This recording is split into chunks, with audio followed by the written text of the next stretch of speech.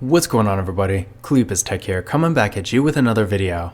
In this video, I'm going to be giving you some reasons why you might not want the Motorola Moto G Stylus 2023. Now, on one hand, this isn't really a terrible phone per se, but at the same time, there are definitely some things you're going to want to be aware of to avoid any potential disappointment. And honestly, throughout this video, you're probably going to see this phone is really a pretty big downgrade from the 2022 version. But as always, if you do end up wanting to learn more about this phone, be sure to check out the description where we'll be linking to several other videos about it, as well as some information about pricing, availability, and some of my favorite smartphone accessories. But with that being said, let's get into it. So my first reason why you might not want the Motorola Moto G Stylus 2023 is the display. Now, the display on this phone, despite being at least decent for what it is, it's a phone you can get for less than $200, so what can you really expect, right? But at the same time, especially compared to its predecessor, if you're really going to be on your phone a lot, consuming a lot of content, you might be disappointed here. Now with the Moto G Stylus 2023, we're getting a 6.5-inch 90Hz IPS LCD display with a 720p resolution, a PPI of 270, and a 20:9 aspect ratio. So at least we have the 90Hz refresh rate. It's going to make the movement on the screen a bit faster and smoother, making the phone feel a bit more premium to use. But at the same time, pretty much everything else about it is definitely a downgrade from the Stylus 2022. First of all, at 6.5 inches, the display is decently large, but coming down from 6.8 inches, especially considering this phone is a phone with a stylus, I feel like if you have a stylus, you're probably going to want a bit larger of a display than average. So I don't really know why they did that. And with the 720p resolution, sure, things do look decent, but I feel like one of the major selling points of this phone was having a really good display for consuming content, and with a 720p resolution, despite again not being terrible, you can really only expect so much. So honestly, if you are looking for a phone that has a really nice display for content consumption, then even in this price range, you can definitely do better. My second reason why you might not want the Moto G Stylus 2023 is because it doesn't have 5G connectivity. Now,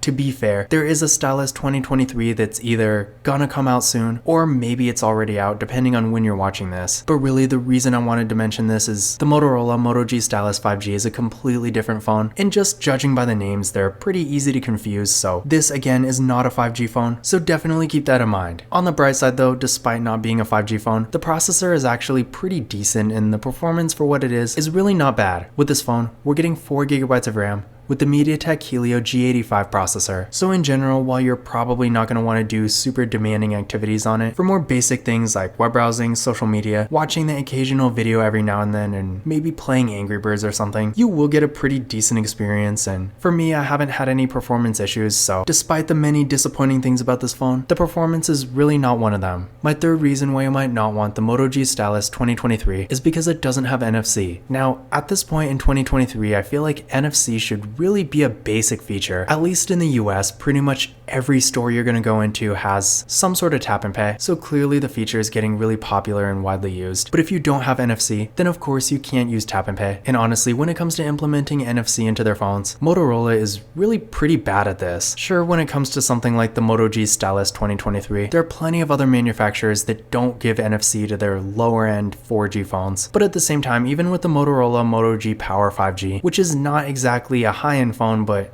at the same time, it's a pretty decent device, that phone still doesn't have NFC, so I don't really know what Motorola is doing, but just keep in mind with this phone, again, it does not have NFC, so if you do like to use tap and pay, you are going to want to get something else. My fourth reason why you might not want the Moto G Stylus 2023 is the kind of mediocre storage. Now, on one hand, with 64GB of internal storage and microSD card expansion, it's definitely at least acceptable.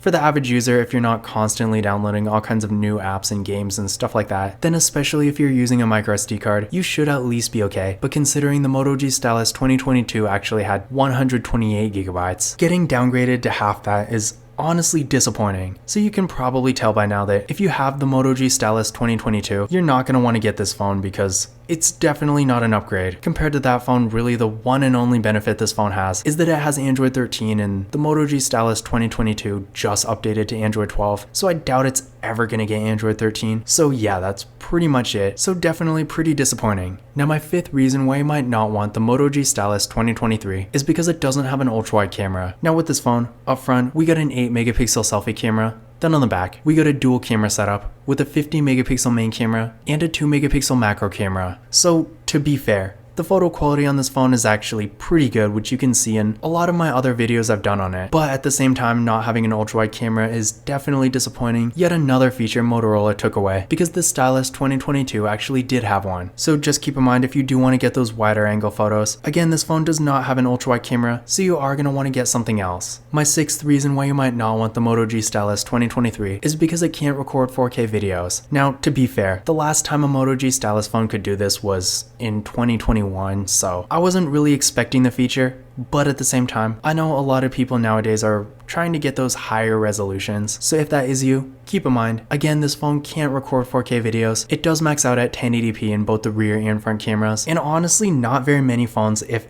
any for that matter, in this price range can record 4K videos anyway, so it's not really that big a deal, but at the same time, just be aware, if you do want to record 4K videos, you will have to spend a bit more and get something a bit higher end. And then finally, my seventh reason why you might not want the Motorola Moto G Stylus 2023 is because it doesn't have wireless charging. Now, this one really isn't a big deal at all, I just kind of wanted to throw it in there. But keep in mind this phone does not have wireless charging, not that I really expected in any non-flagship phone. But if you're coming from maybe an older flagship phone and you're expecting every phone at this point in 2023 to have wireless charging, just keep in mind that's a feature that not very many non-flagship phones have. So if you do want that feature, you're going to have to either get really lucky with one of the weird ones that do have it, or spend a bit more money and get something much higher end. But those were my reasons why you might not want the Motorola Moto G Stylus 2023. Honestly, this is a weird phone for me because on one hand, it's really not a terrible phone at all, and considering it's only $199 factory unlocked at full price, I feel like the value you're actually getting for the money is pretty decent. But when you compare this phone to a lot of other phones like it, especially its predecessor, it just really feels like a huge downgrade. So on one hand, if you don't have the Moto G Stylus 2022 and you're looking for a really affordable entry-level phone that has a stylus and also has decent performance, a pretty nice design, really good camera quality, a large battery, and the latest version of Android, then honestly, as long as you don't have super high expectations when it comes to like the performance, camera features, and overall display quality, in that case, I do think this phone is definitely at least worth considering. But again, if you maybe have the Moto G Stylus 2022 and you're trying to find something that's actually an upgrade, then you're definitely going to want to skip this phone because aside from the software, there's really nothing about this phone that's better than the 2022 version. Now, once again, if you do want to learn more about this phone, definitely check out the description where I am linking to several other videos about it, as well as some information about pricing, availability, and some of my favorite smartphone accessories. But that's it for this video. If you enjoyed it and found it useful, be sure to give it a thumbs up and hit that subscribe button. Don't forget to follow Kalipus Tech on Twitter and Instagram. And as always, I will see you in the next video.